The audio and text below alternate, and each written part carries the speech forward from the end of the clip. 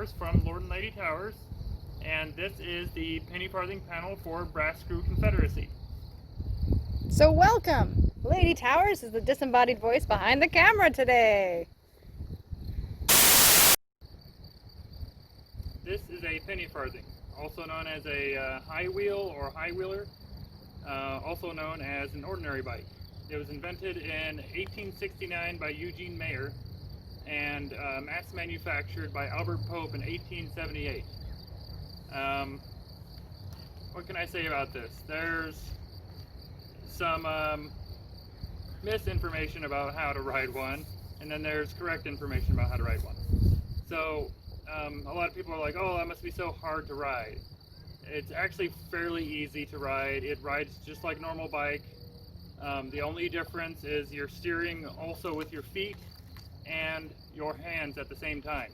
All of your weight's being redistributed down to the back wheel, and you just hop on it and ride.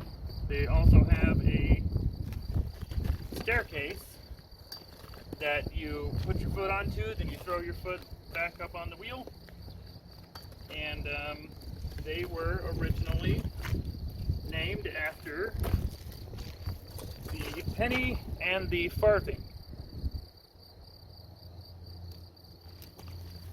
So what I'm going to do now is demonstrate how to ride a pennyfarthing and show you guys what's up.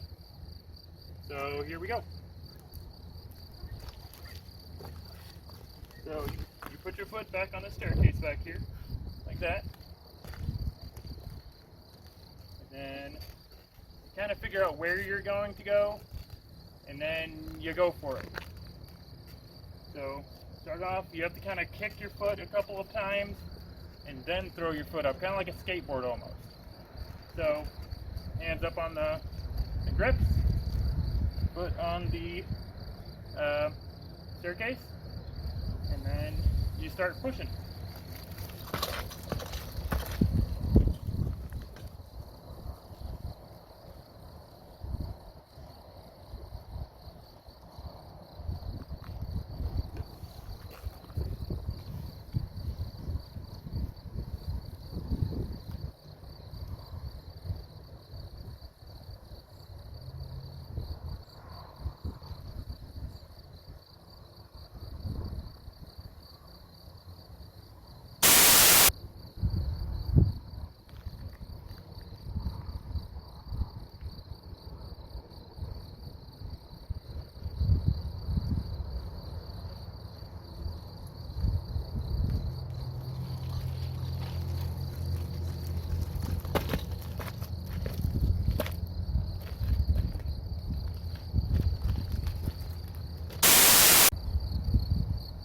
So oftentimes whenever you're dismounting, as you may have just seen, you are already up here, and you throw your foot back onto the ladder, and then you just kind of hop down on the ground, just like that. So there are some safety concerns about when riding a pennyfarthing. One of the main things is little divots in the ground, you know. You hit too big of a divot and you're going to do a header.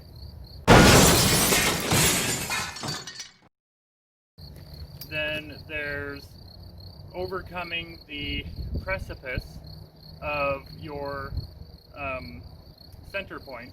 So whenever you do a header, that normally means that all of your weight has shifted past the center of the wheel. So all your weight forward, that's called a header. And there's a good reason why they call it a header. So also, fun fact, a handlebar mustache originated from the pennyfarthing. The handlebars to a pennyfarthing normally have this kind of interesting shape. Mine do not have this, but some pennyfarthings will have this upturn that will come off of the handlebars that you can grip onto on the side. And that's kind of where the term handlebar mustache came from. So, let's see, what else can we talk about here? they have some pennyfarthing races, mostly in England, stuff like that. They have one pennyfarthing race that happens in the United States. I don't know about much other pennyfarthing races that happen anywhere, but I know that there's one that happens on the east coast of the U.S., but the most popular one is the one that happens in England. And these guys, they're riding 70-inch wheels. This is a 65-inch wheel. The 70-inch wheels can pick up some speed. Oh, okay, I guess I should talk about that too. The bigger the wheel, the faster you're going to go. So if your wheel is a nice like 70-inch wheel, wherever 70-inch would be on here, the more rotation you get from the wheel when you pedal. So these guys in this race, they can pick up speeds of up to close to 50 miles per hour, and they're just zipping by. So as I covered previously, these are called pennyfarthings or high wheels,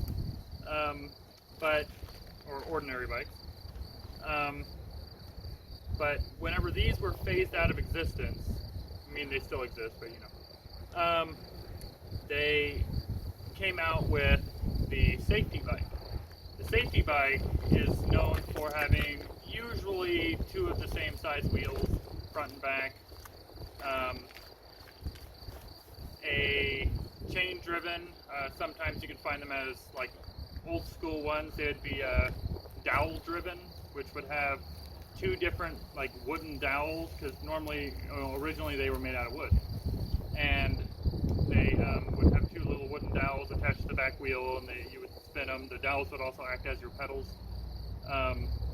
Obviously those did not get too popular. So here in a second I will show you what a safety bike looks like, and you may actually recognize it. So this is what you would consider a safety bike. It's fairly extremely common nowadays.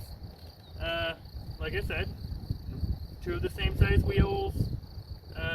Nowadays they would also have brakes that you can brake. If you haven't noticed, the pennyfarthing does not have brakes. At least most of them do not. This one was owned by Tony Hawk, I guess. This is a bike. It's not my preferred bike, but yeah, this is a safety bike. So this is what you would call, or at least we would call, a mini penny. So this one has pneumatic tires, front and back. It's got a brake lever so that you can slow your roll. And this one just so happens to have collapsible pedals too, but that's not really important for anything. But this one is a kind of like a hybrid between a safety bike and a pennyfarthing. It's still a pennyfarthing, but it just has safety bike features on it, I guess. So these types of pennyfarthings would be the most common that you would actually see nowadays, because they're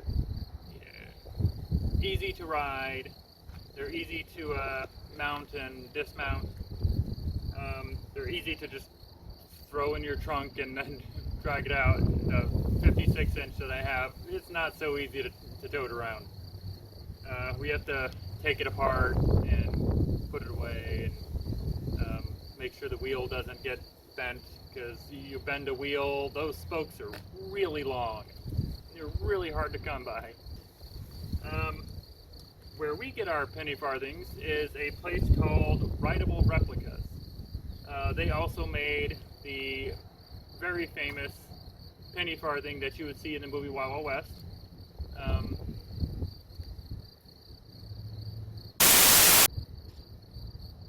They're a little bit of an investment, but like this one, I think when we paid for it, I haven't checked the prices recently, but I think we paid maybe like $150 for this one, so they're a decent price. The other one that we got, the 56 inch.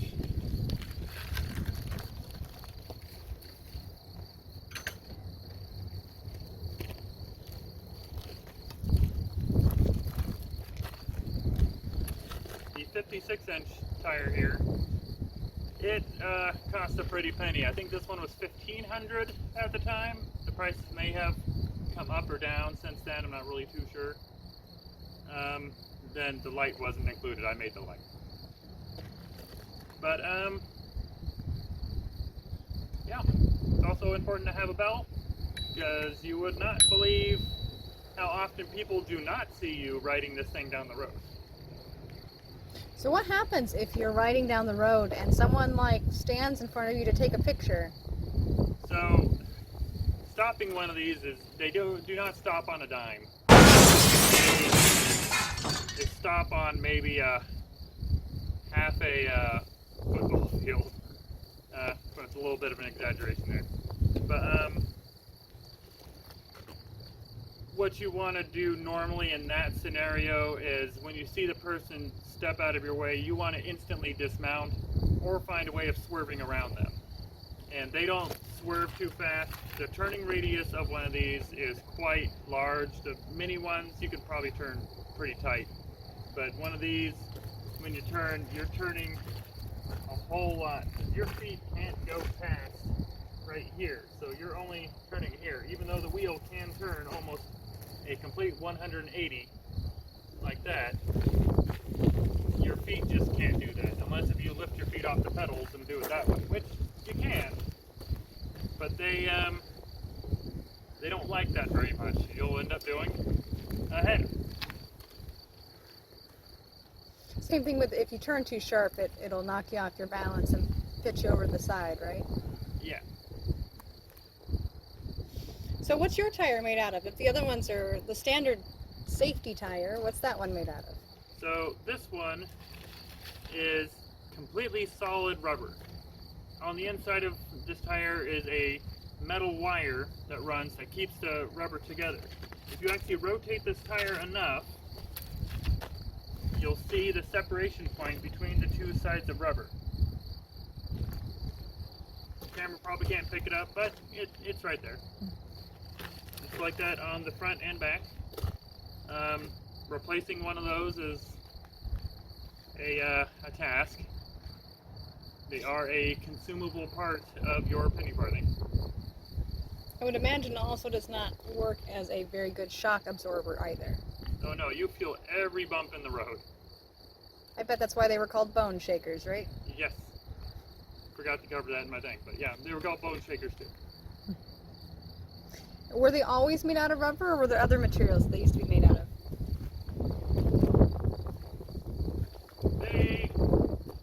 They were, I mean, you could probably find some older pennyfarthings that may have wood on their tires, but not very many. They were kind of phased out fairly quick because they discovered rubber pretty early, and stuff like that. But normally they'd be made out of rubber, or sometimes complete steel. You would find complete steel rims on them. Those were the real bone shakers.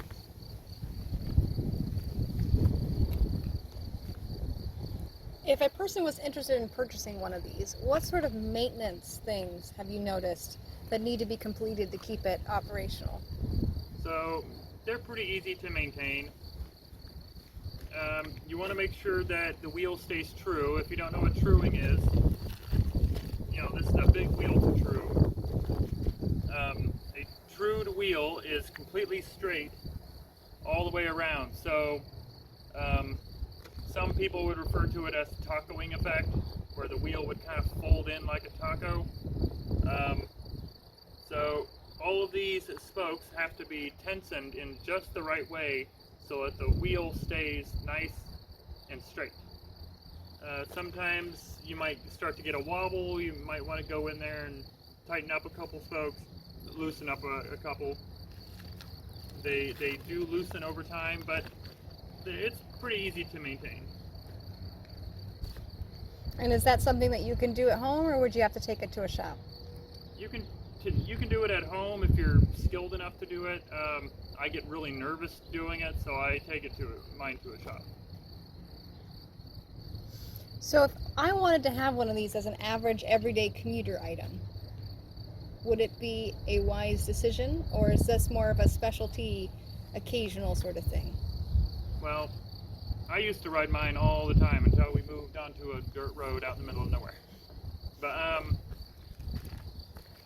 they're pretty good everyday rideable item. If I was to ride one every day to like commute to work and stuff like that, I would get a mini penny because they're just easier to maintain. They're smaller to put away, and you can just jump on it and go. And especially if you like live in a city where there's like a lot of people walking on the road, it's just easier to maneuver through crowds of people and stuff, as opposed to a large penny farthing, which although are extremely fun, they don't maneuver too well. They take some practice getting around and stuff like that, but if you're brave enough, you can do it. Oh yes, if you're gonna ride, I would probably wear a helmet, kind of like this. So, although a pith helmet is not necessary to ride a pennyfarthing, it definitely gives you some style. So, I'll take this out one more time, and I'll see you later.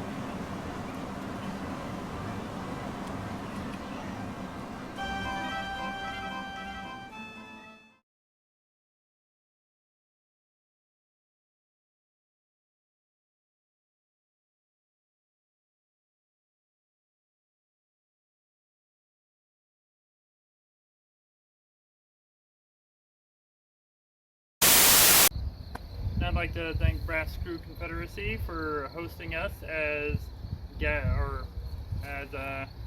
panelists this year.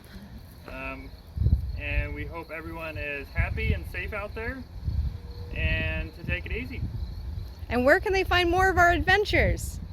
You can go to lordandladytowers.com, or on our Facebook would be facebook.com/steamtowers. We also have an Etsy that we sell some stuff. It's etsy.com/steamtowers, but you can access that through our website too. You guys be safe, have fun, and we'll see you next year, hopefully.